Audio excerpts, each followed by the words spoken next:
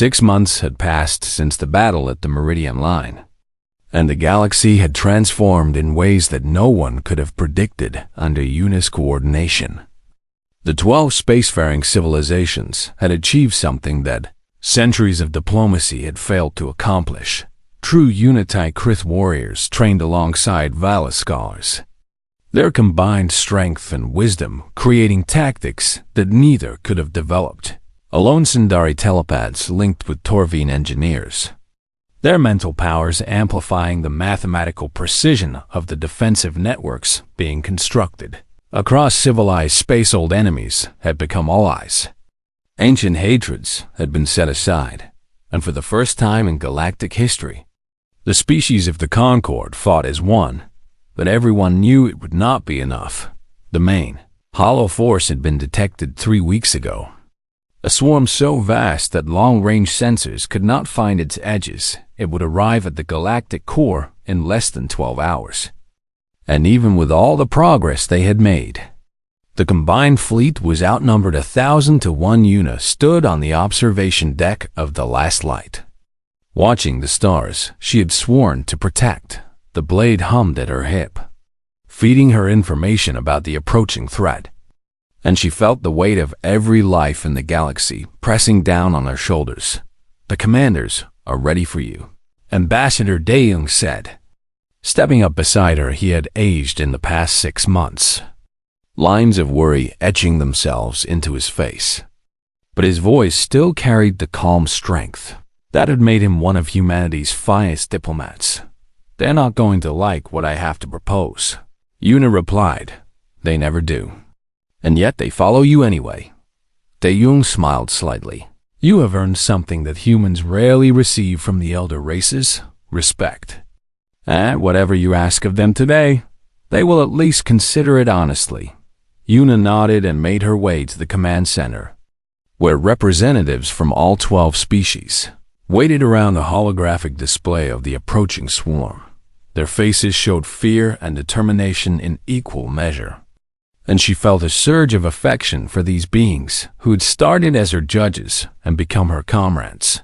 I have a plan, she announced, cutting through the murmured conversations. But I must warn you that it is dangerous, and it may kill me, and I need you to promise that you will see it through even if I fall. Speak.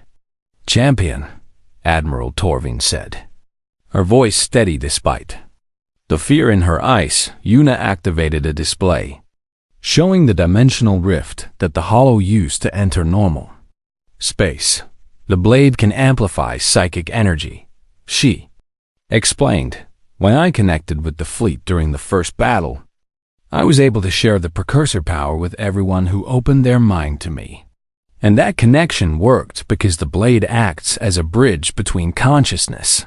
She paused, gathering her courage for what came next. If every sentient mind in the fleet focuses their will through me at once, I believe I can channel enough power to tear open a hole back to the dimension the hollow came from and seal it permanently behind them. Silence fell over the chamber. The feedback would be catastrophic, the Veileth Matriarch said. Quietly, your mind would be carrying the weight of billions of consciousnesses, and no being could survive that strain. I might survive, Yuna replied. The blade has bonded with me more completely than any previous wielder, and the precursors designed it to handle exactly this kind of power. Might is not certainty, the Kreth champion growled, but his voice held none of the hostility it once carried. I watched you fight at the Meridian Line, human. And I watched you nearly destroy yourself saving ships that belonged to species who wanted you dead. And I will not let you sacrifice yourself without at least trying to share the burden. He stepped forward and placed his massive hand on her shoulder. When you open the connection, I will be there, and my warriors will be there. And we will give you everything we have, one by one. The other commanders stepped forward to make the same pledge. The Veileth Matriarch offered the mental disciplines of her people. The Sindari telepaths promised to help stabilize the connection, even old Varth. who had lived longer than most civilizations, vowed to lend his ancient wisdom to the cause. Yuna felt tears streaming down her face, overwhelmed by the trust these beings were placing in her. "Then let us end this," she said. The fleet assembled at the galactic core, positioning itself directly in the path of the hollow swarm. Yuna stood at the center of a specially constructed platform, the blade drawn and ready, surrounded by representatives from every species who would help guide and stabilize the coming connection. The hollow emerged from dimensional space like a tide of darkness, so vast that they blocked out the stars themselves, billions of hungry voids, more than had ever been gathered in one place, all focused on the tiny fleet that dared to stand against them. "Now," Yuna said, and opened her mind. The connection hit her like a tidal wave. She felt every consciousness in the fleet pouring into her at once, felt their hopes and fears and dreams and memories flooding through her mind. Like water through a broken dam, the pain was beyond description, beyond anything she had ever imagined possible. But she did not let go. She gathered all that power, all that will, all that desperate hope for survival, and she channeled it through the blade. Light exploded from the weapon, brighter than suns, brighter than the birth of galaxies. The beam tore through space toward the hollow swarm, and where it touched them, they burned. But Yuna was not trying to destroy them one by one. She was aiming for the dimensional rift behind them, the doorway they had used to enter normal space. The blade's power struck the rift and began to tear it wider, creating a vacuum that pulled the hollow backward toward their own dimension. The creatures screamed in frequencies that shattered nearby moons, fighting against the pull with all their terrible strength. Yuna felt herself breaking apart. Her consciousness stretched so thin that she could no longer tell where she ended, and the billions of minds connected to her began. "Hold on," the Kreth champion's voice echoed through the connection. "We are with you. We are all with you," the Velith matriarch added. "Finish it," Vorith commanded, his ancient will lending strength to her failing resolve. Yuna screamed and pushed harder, pouring every last fragment of her being into the blade.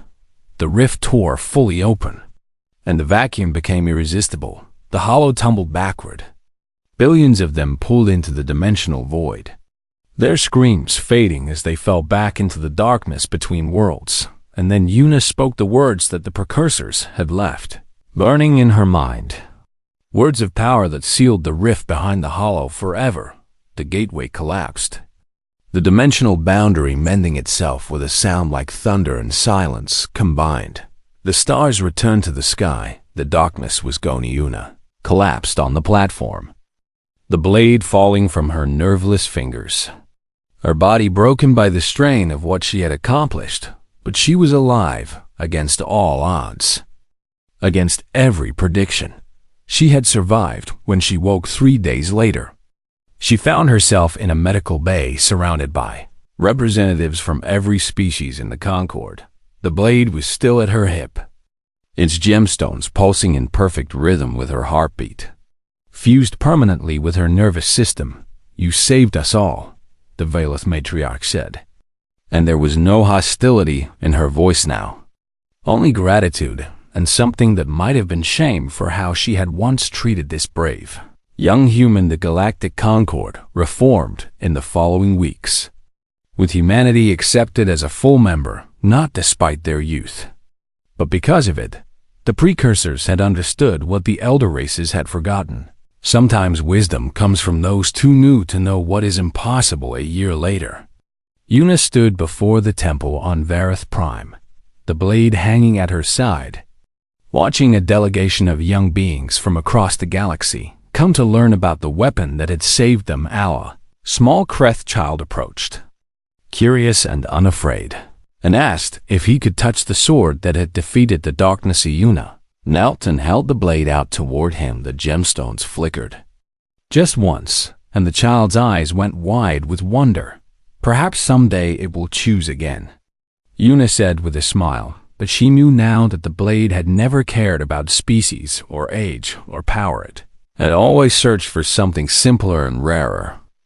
A soul willing to reach across the void and hold on, no matter the cost, and in a bold human sergeant who had dared to enter a temple where she did not belong.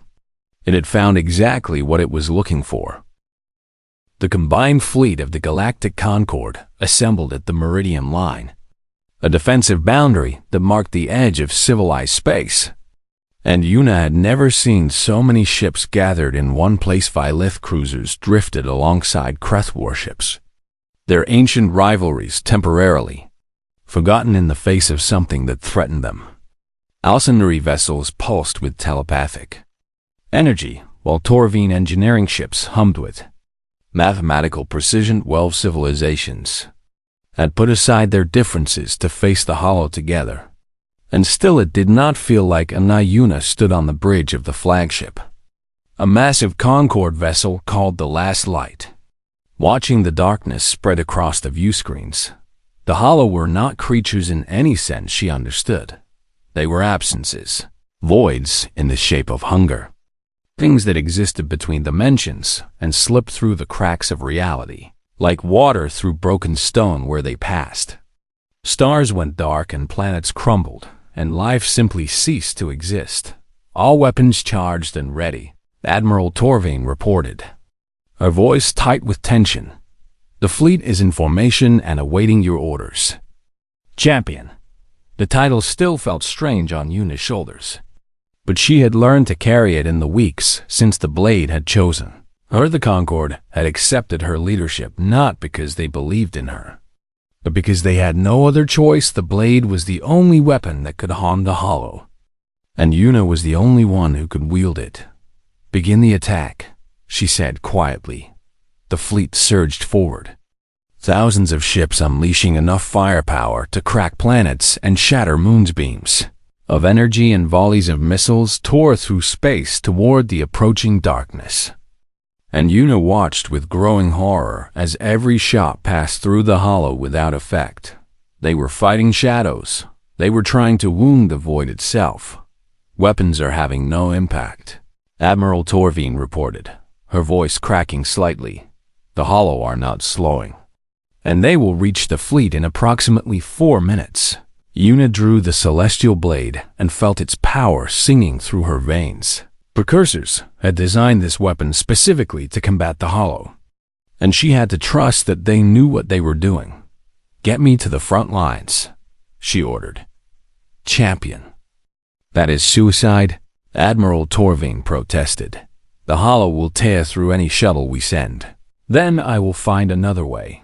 Yuna closed her eyes and reached into the blade's power, searching for something she had only glimpsed in her visions.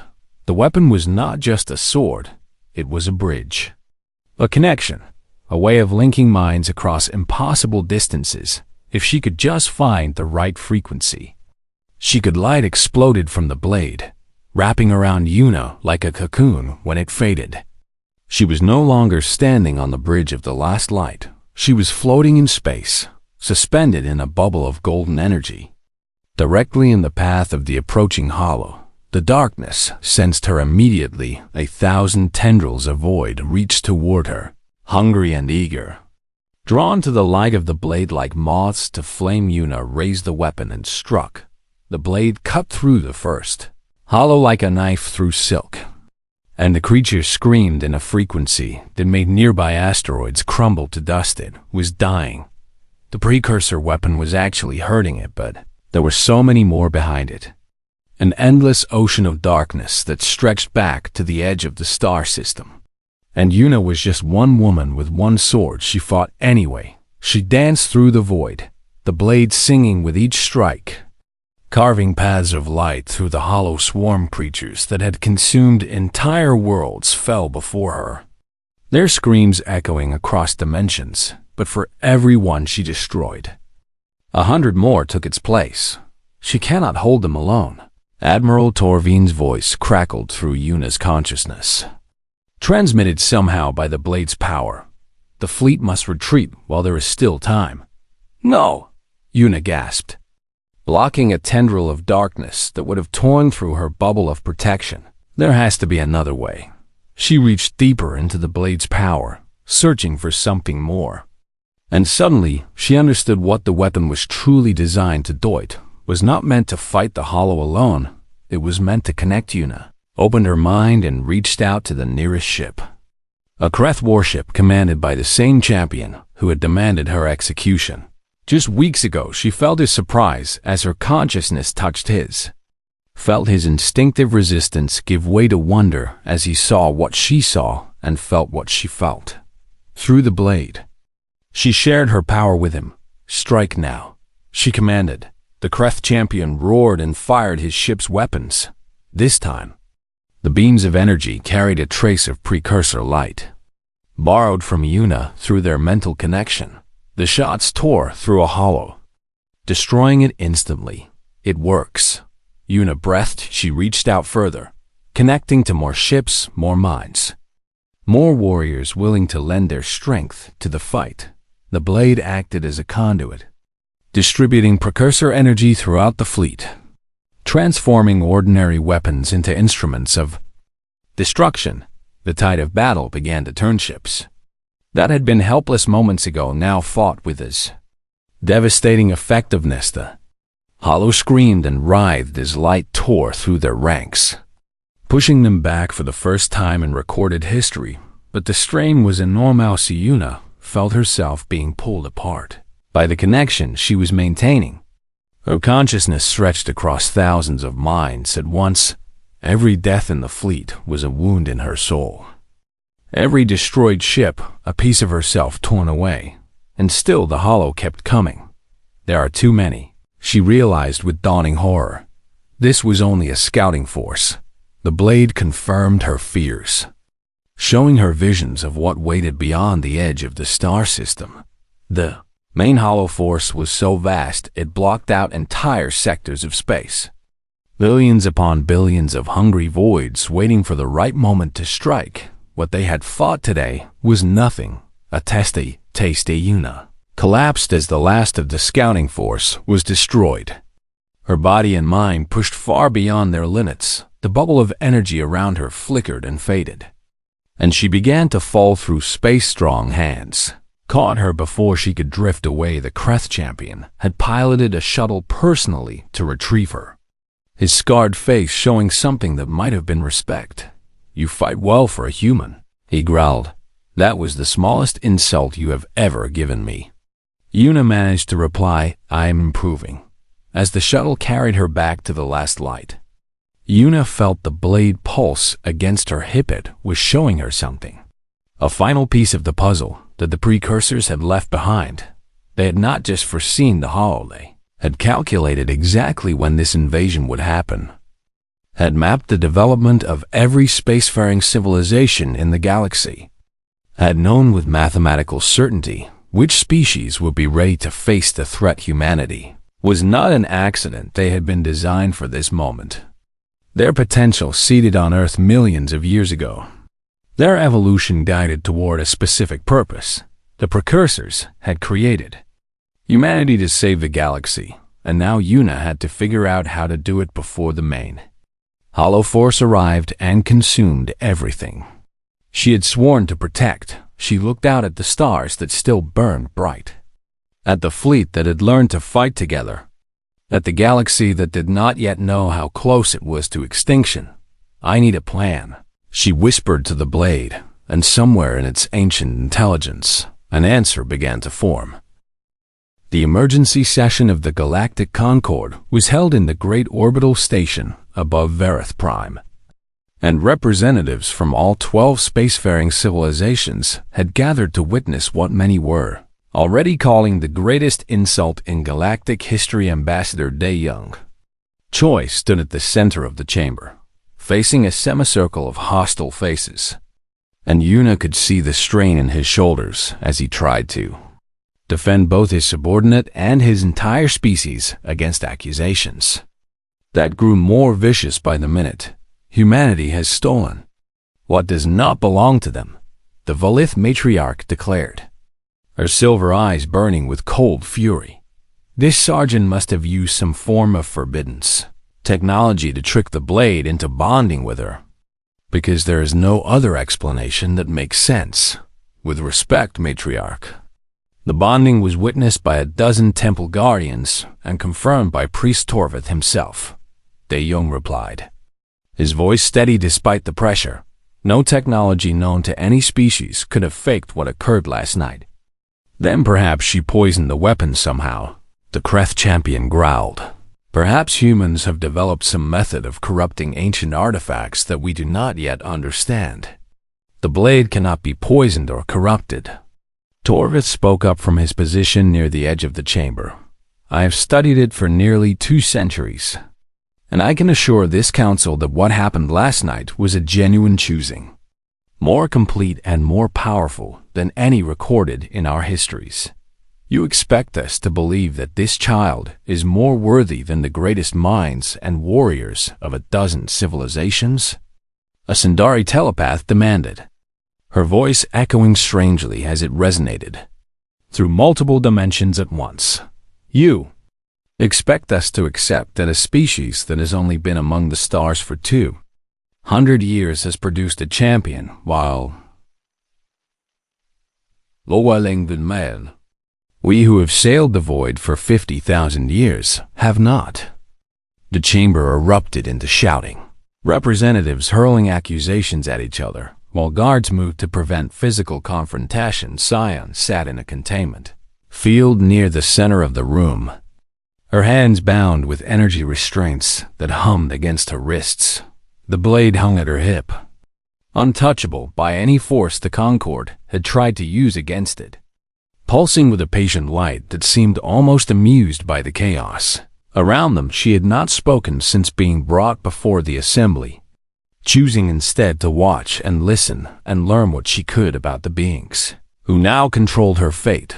The Valith were ancient and proud, unable to accept that their wisdom had not been enough. The Kreth were warriors who measured worth by strength, and they could not understand a choosing that had nothing to do with physical power. The Sindari believed their telepathic gifts made them superior to all other beings, and they were searching desperately for some mental trick that could explain what had happened. None of them wanted to consider the possibility that the blade had simply chosen correctly. Enough, a deep voice rumbled, cutting through the noise like thunder through rain. The chamber fell silent as the eldest member of the Concord rose from his seat. His name was Vorth, and he was the last surviving member of the Torvine Council of Engineers, beings who had once mapped the mathematics that held reality together. He was older than most civilizations, and when he spoke, even the most arrogant representatives listened. We have been debating for 6 hours, Vorth said slowly, each word carrying the weight of centuries. We have accused the humans of theft and deception and 100 other crimes, but we have not once asked the only question that truly matters. He turned his massive head toward Yuna, his eyes like pools of liquid metal. Child, why do you believe the blade chose you? The chamber held its breath. Yuna felt the blade warm against her hip, felt it feeding her strength and courage she did not know she possessed. I do not know, she said honestly. I am not the wisest or the strongest or the most gifted being in this galaxy, and I know that better than anyone in this room. But I also know that I did not seek this power, and I did not steal it, and I did not trick it into accepting me. She paused, gathering her thoughts. When the blade touched my mind, it showed me visions of darkness coming for this galaxy, of worlds burning and civilizations dying, of something so terrible that even the precursors who created this weapon could not survive it. Murmurs rippled through the assembly. You speak of the old prophecies, Torvith said quietly, the warnings that have been dismissed as myth for over 1,000 years. I speak of what I saw. Yuna replied, I do not know if it is prophecy or prediction, or simply the fears of beings long dead. But I know that the blade believes the threat is real, and I know that it chose me to face that threat, and I know that I would rather die trying to stop what is coming than hide from it and pretend it does not exist. Vara studied her for a long moment. his ancient face unreadable. The precursors were not given to empty warnings. He said finally, if they created a weapon to combat a specific threat, then that threat was real enough to drive them to extinction, trying to prepare for it. You cannot seriously be considering accepting this human as a champion, the Valeth matriarch protested. The political implications alone would destabilize the entire Concord. The political implications are irrelevant if the galaxy burns. Voreth replied calmly before anyone could respond. The blade at Yuna's hip blazed with sudden light. The restraints on her wrists shattered like glass, and she rose to her feet as energy poured through the chamber. The blade was not just glowing now, it was projecting a holographic image appeared above the assembly, showing beings of light and shadow working at forges that burned with impossible fire. The precursors themselves, preserved in a message that had waited 3,000 years to be delivered. Children of the galaxy, the recording spoke, its voice resonating in languages that everyone could understand. If you are hearing this message, then the blade has found its master, and the time of darkness draws near. The image shifted, showing a void between dimensions, a place where hungry things waited and watched and whispered. We called them the Hollow, and they are drawn to the psychic noise of sentient life, like predators drawn to the scent of blood. And when they come, they will consume everything they find. The assembly watched in stunned silence as the message continued. We created the Celestial blade to find the one being capable of uniting the galaxy against the Hollow. One soul brave enough to reach across the boundaries that divide you. And we did not specify what species that soul would come from, because worthiness knows no borders. The recording faded, leaving the chamber in shocked silence. Then, slowly, Varth began to laugh. A deep rumbling sound that seemed to shake the very walls. It seems the precursors had more faith in the young than we do, he said. Perhaps it is time we remembered why, before anyone could respond. Alarms began blaring throughout the station. A communications officer rushed into the chamber, his face pale with terror. 3 colony worlds have gone silent at the edge of Concord space, he announced. Scout ships sent to investigate have not returned, and long-range sensors are detecting something impossible. He swallowed hard. The stars in that sector are going dark. Yuna felt the blade pulse against her hip, felt its ancient intelligence stirring with recognition and purpose. The Hollow had arrived, and ready or not, the galaxy was about to learn why the blade had chosen a bold human to face them. The Temple Guardians burst through the doors with their weapons raised, their ceremonial armor gleaming in the impossible light that poured from the bloody Yuna. Heard them shouting commands in languages she did not understand. Heard the hum of energy weapons charging. Heard footsteps rushing toward her from every direction. But she could not move. The blade held her frozen in place. Not with force, but with something deeper. Something that had wrapped itself around her soul and would not let go. She stood with her arm extended toward the weapon, fingers trembling just centimeters from the handle.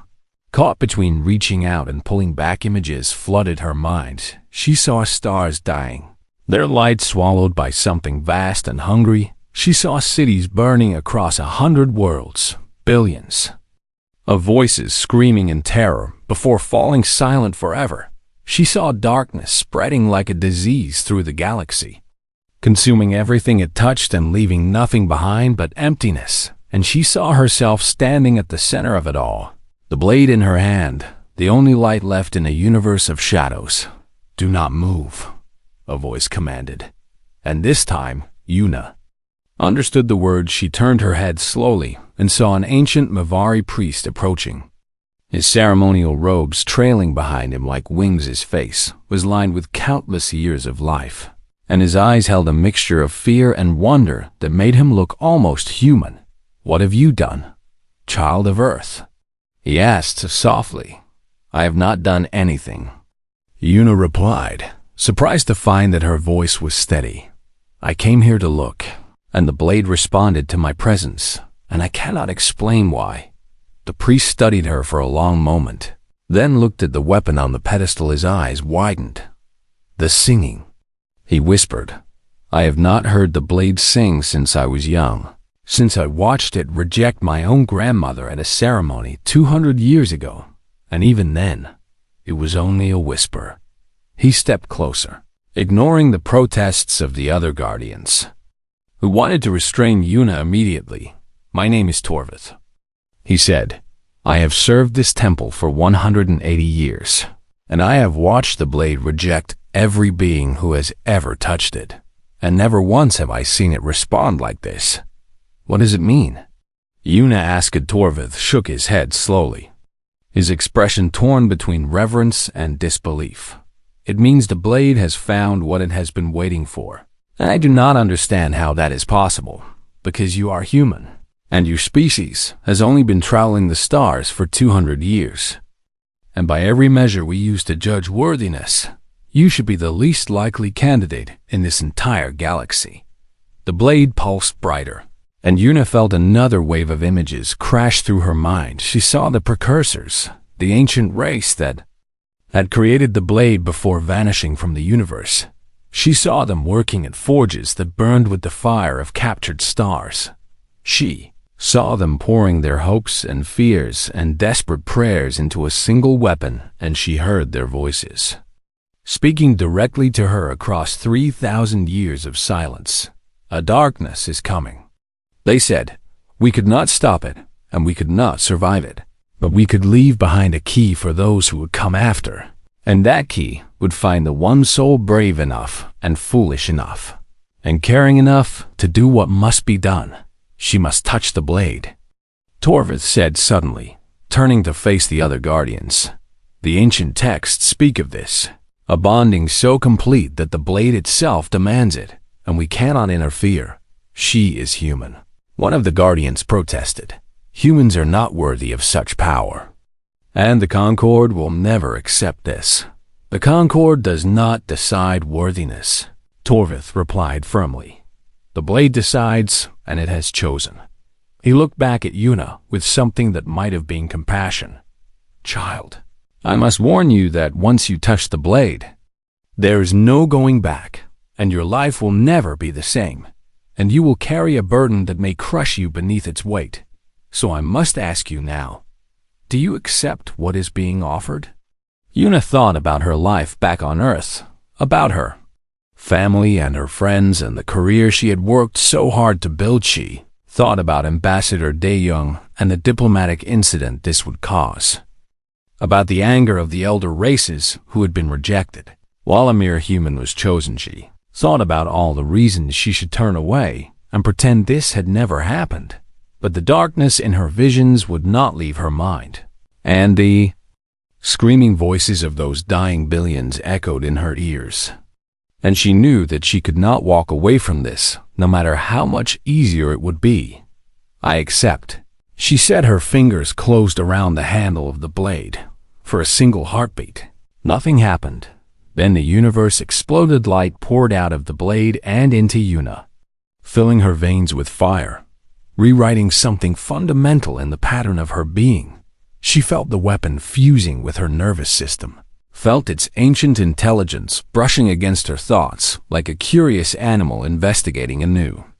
Friend, she felt 3,000 years of waiting finally come to an end. Force of the bonding threw the guardians backward and cracked the stone walls of the sanctum. Pedestal that had held the blade for millennia crumbled to dust. No longer needed when the light finally faded. Yuna stood alone in the center of the chamber, the celestial blade hanging at her hip as if it had always belonged there. Its gemstones now pulsed in perfect rhythm with her heartbeat, and its markings glowed with patterns that matched the veins beneath her skin. Torvith pulled himself up from where he had fallen and stared at her with tears streaming down his ancient face. "It is real," he said softly. "After all these years, after so many failures, the blade has finally found its master." He knelt before her, his old knees creaking against the broken stone. "I am yours to command, chosen one." The other guardians exchanged uncertain glances, their weapons still half raised. their faces showing the conflict between their training and what they had just witnessed. The Concord will demand answers. One of them said, "They will not accept this, and there will be consequences for your species." Yuna looked down at the blade at her side and felt its power humming through her bones. She did not feel powerful. She felt terrified and overwhelmed and completely unprepared for whatever was coming next. But she also felt something else. Something the blade was feeding directly into her soul. Certainty. The darkness in her visions was real, and it was coming, and she was the only one who could stop it. Then let them come, Yuna said quietly. Let them ask their questions and make their demands. Because I did not choose this blade, and the blade did not choose randomly. And whatever is coming for this galaxy, I intend to face it whether the Concord accepts me or not. Torvus smiled through his tears. Now you sound like a champion, he said outside the temple. Dawn was breaking over Vareth Prime, painting the sky in shades of gold and crimson somewhere in the distance. Yuna could hear shouting as news of what had happened began to spread. The galaxy was about to learn that a human had claimed the most powerful weapon in existence, and nothing would ever be the same again.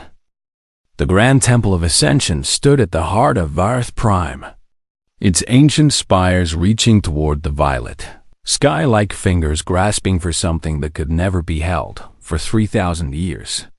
The temple had guarded the most sacred artifact in all of known space, and on this day, representatives from 12 mighty civilizations had gathered to witness the centennial. Choosing Ceremony Sergeant Yuna Park stood at the back of the enormous chamber, her dress uniform feeling stiff and uncomfortable against her skin. She was not supposed to be here as a participant. Humanity was too young, too primitive, too recently arrived among the stars to deserve such an honor. The human delegation had been invited merely to observe, to watch and learn how the elder races conducted their ancient rituals. The celestial blade rested on a pedestal of white stone at the center of the chamber. And even from this distance, Yuna could feel something strange emanating from it. The weapon was beautiful in a way that hurt to look at, its edge seemingly cutting the very light that touched it. Its handle wrapped in material that shifted colors like oil on water. Gemstones of impossible blue dotted the crossguard, and they pulsed with a slow rhythm that reminded Yuna of a sleeping heartbeat. The Valith matriarch approaches, announced the temple keeper, his voice echoing through the vast space. The crowd parted with reverent whispers as a tall, slender figure glided toward the pedestal. The Valith were known throughout the galaxy for their wisdom, their civilization stretching back over 50,000 years. If anyone deserved to be chosen by the blade, surely it would be them. The matriarch extended her four-fingered hand and touched the weapon. Nothing happened. The gemstones continued their slow pulse. Unchanged, uncaring, the matriarch held her position for a long moment, her silver eyes betraying nothing. But Yuna noticed the slight tremor in her fingers before she withdrew. The ancient being turned and walked back through the crowd without a word. Her attendants rushing to follow. A murmur of shock rippled through the gathered representatives. The Kreth champion approaches, the keeper announced next. This time, the crowd did not part so much as scramble out of the way. The Kreth were warriors, their bodies built like mountains of muscle and armored hide.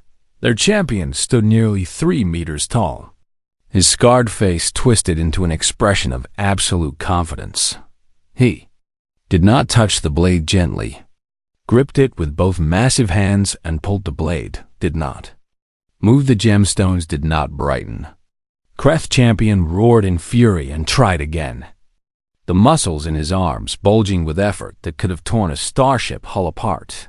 Still nothing. When he finally released the weapon and stormed away, Yuna could see something she never expected to witness on a Kreth face. Shame. One by one, the representatives of the elder races approached the blade. Mavari priests with their centuries of spiritual training, the Torvine engineers who had mapped the mathematics of reality itself, the Sundari telepaths who could read the thoughts of beings across solar systems each one touched. The blade each one walked away with.